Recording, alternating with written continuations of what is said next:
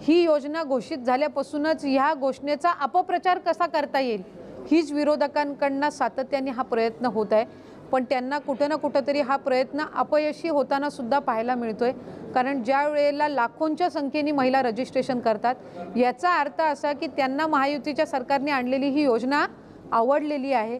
त्यांना खात्री आहे की याच्याने त्यांच्या आयुष्यात सकारात्मक बदल घडणार आहे। म्हणून त्यांचा प्रतिसाद पाहून आणखीन विरोधक याच्यावर टीका करतायत। कुठल्याही दुसऱ्या विभागाच्या योजनेवर अजिबातही ह्याचे नकारात्मक पडसाद उमटले नाही। आपल्याला जर कदाचित माहिती असेल की मुख्यमंत्री माझी लाडकी बहीण या योजनेच्या व्यतिरिक्त मुख्यमंत्री अन्नपूर्णा योजना जिथं 3 मोफत सिलेंडर दिले जाणार आहेत ती अन्न व नागरी पुरवठा विभागाची योजना आहे। त्याचा GR निघाला। जर निधीची कमतरता असती किंवा त्यांच्यावर जर काही कट लागणार असता तर त्या योजनेचा GRच निघाला नसता।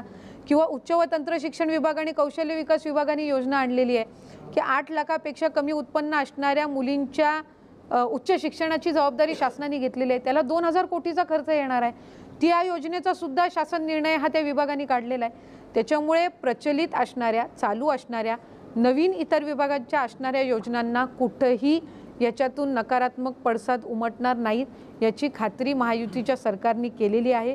एखाद्या अर्थमंत्री ज्या वेळेला अर्थसंकल्प सादर करत असतात त्यावेळेला निधीची असणारी सगळी जी काही त्याच्या संदर्भातल्या जी प्रोसिजर आहे त्याच्या संदर्भातली जी उपलब्धता आहे ह्या सगळ्या गोष्टी करूनच ती बजेटमध्ये सादर केली जाते। शेवटी ते राज्याचं बजेट आहे। 12.5 कोटीची जनता ते राज्याचं बजेट बघत असतं।